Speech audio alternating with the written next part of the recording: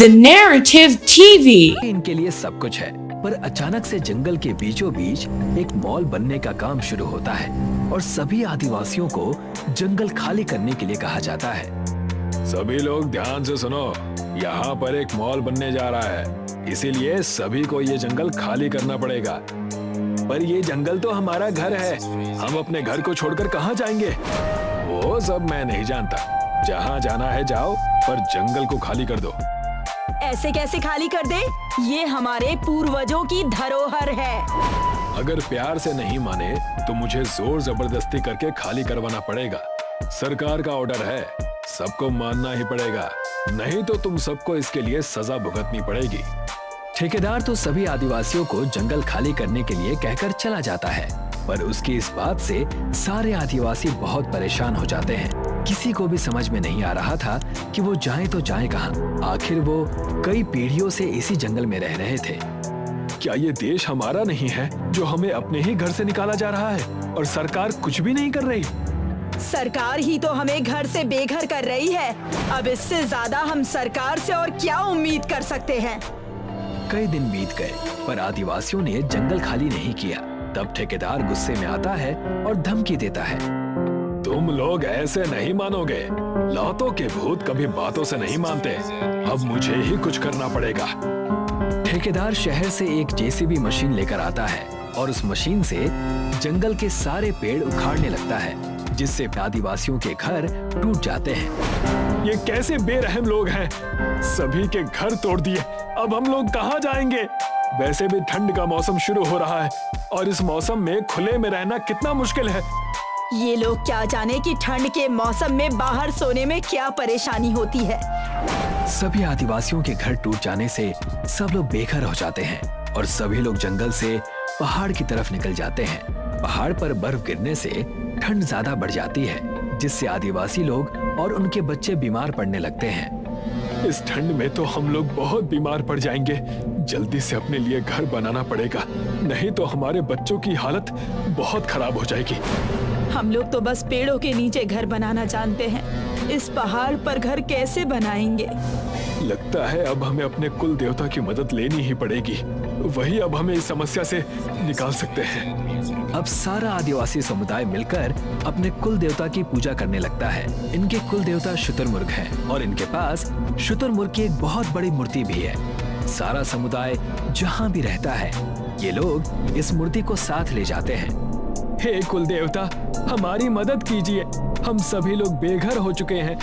हे कुल देवता, हमें रहने के लिए घर दीजिए, हमारे बच्चे पहाड़ों की इस ठंड में बीमार पड़ रहे हैं। हर आदिवासी मन ही मन में सच्चे दिल से अपने कुल देवता को याद करने लगा और उनसे मदद मांगने लगा। सभी आदिवासियों की गुहार सुनकर उनके कुल देवता शुतुरमुर्ग मूर्ति से बाहर प्रकट होते हैं। तुम सभी के साथ बहुत अन्याय हुआ है, तुम लोगों से तुम्हारा घर छीन लिया गया, इसीलिए मैं यहाँ तुम्हारी मदद करने के लिए आया हूँ। शुतुरमुर्ग अपने जादू से एक बहुत बड़ा अंडा निकालते हैं, जो कि एक बड़े शानदार महल से भी बड़ा होता है। ये मेरा जादुई अंडा है, तुम सभी इसके अंदर रह सकते हो और भूख लगने पर तुम इसमें रखा खाना भी खा सकते हो। साथ ही ये जादुई अंडा तुम सभी को गर्मी, बरसात, ठंड और बाकी सभी आपदाओं से भी बचाएगा। हे कुल देवता, हम सभी आदिवासी इस जादुई अंडे के घर के लिए आपके आभारी हैं। हे कुल देवता, आपकी जय हो। आपने हम सभी आदिवासियों को एक नया घर देकर सभी लोगों को फिर से एकजुट कर दिया है। हम सभी इसके लिए आपको कोटि कोटि प्रणाम करते हैं। सभी आदिवासी अपने कुल देवता को प्रणाम करते हैं और उनके कुल देवता सभी को आशीर्वाद देकर वहां से अदृश्य हो जाते हैं। अब सभी आदिवासी कुल देवता के आशीर्वाद स्वरूप दिए हुए अंडे में चले जाते हैं। ये घर तो किसी राजा के महल से भी बड़ा है। इतने बड़े घर में तो हम सभी लोग मिलकर एक साथ रह सकते हैं। जादुई अंडे के घर में एक अलग ही चमक दिखाई दे रही थी। आदिवासी लोग भूख लगने पर यहाँ रखा हुआ खाना खाते। यहाँ पर हर किसी की पसंद के हिसाब से अलग अलग तरह के खाने पीने की चीजें थीं। मुझे तो ऐसा लग रहा है कि ये कोई घर नहीं स्वर्ग है। हमें जिन चीजों की आवश्यकता है वो हर चीज यहाँ पर है। खाने के लिए खाना, सोने के लिए गद्दे और बिस्तर और बच्चों की पढ़ाई के लिए किताबें भी हैं। सभी आदिवासी बहुत ही आनंद के साथ जादुई अंडे के घर में अपना जीवन बिता रहे थे। तभी अचानक से एक दिन जादुई अंडे का घर जोर जोर से हिलने लगता है तेज तूफान आ रहा है। जल्दी से सभी लोगों को घर के अंदर लाना होगा। कुछ आदिवासी जादुई अंडे के घर से निकलकर बाहर जाते हैं तो देखते हैं कि बाहर बहुत तेज तूफान आ रहा है। आदिवासी सबसे पहले बच्चों को घर के अंदर लेकर जाते हैं। चलो बच्चों, जल्दी से घर के अंदर चलो, जाओ, नहीं तो ये तूफान तुम्हें नुकसान पहुंचा सकता है। सभी बच्चे जल्द से जल्द अंडे के घर के अंदर सुरक्षित चले जाते हैं और आदिवासी भी उनके पीछे अंडे के घर के अंदर जाने लगते हैं। तभी उन्हें किसी के चिल्लाने की आवाज सुनाई देती है। बचाओ, बचाओ, कोई है? प्लीज कोई हमें यहाँ से निकालो। आदिवासी देखता है कि तूफान के कारण मॉल पूरा टूट गया है और सभी लोग उसके नीचे दब गए हैं। आदिवासी तूफान में अपनी जान को जोखिम में डालकर उन लोगों को बचाने के लिए जाता है। चिंता मत करो, मैं तुम सभी को यहाँ से बचा कर ले जाऊंगा।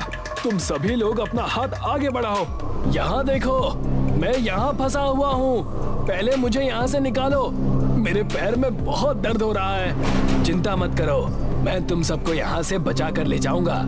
तुम सभी अपना हाथ आगे बढ़ाओ, संभल कर आना।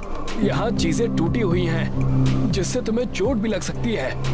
मेरा पैर कट गया है, तुम ध्यान से आओ। घबराओ नहीं, मुझे इसकी आदत है। वैसे भी हम लोगों को जंगल में रहकर इन सब चीजों की आदत लग जाती है। तब तो ठीक है, पर फिर भी थोड़ा ध्यान रखना, यहाँ कुछ कीलें भी पड़ी हुई हैं। मलबे में फंसे सभी लोग अपना हाथ आगे बढ़ाते हैं और आदिवासी उनको खींचकर मलबे से बाहर निकाल देता है। तभी तूफान और तेज हो जाता है और सभी लोग इसकी चपेट में आ जाते हैं। तब आदिवासी सभी को तूफान से बचाकर जादुई अंडे के घर में ले जाता है। तुम्हारा बहुत बहुत धन्यवाद आदिवासी भाई, आज तुमने हम सबकी जान बचा ली। अगर तुम ना होते तो पता नहीं हमारा क्या हाल होता। ये सब तो मेरा फर्ज था, मैंने तो बस अपना फर्ज निभाया है। हम लोगों ने तुम्हारा घर तोड़ा और तुम सबको बेघर कर दिया, इसके लिए हमें माफ कर दो। तुम्हारी वजह से हमें बहुत सारी परेशानियों का सामना करना पड़ा, पर अब हमारे पास रहने के लिए अच्छा और मजबूत घर है। पर एक बात का हमेशा ध्यान रखना कि चाहे इंसान हो या जानवर, उसको उसके घर से बेघर कभी मत करना। तूफान के थम जाने के बाद मॉल में काम करने वाले सभी लोग अपने अपने घर चले जाते हैं और क्योंकि अब तूफान से मॉल टूट गया था, इसीलिए सभी आदिवासी मिलकर उस जगह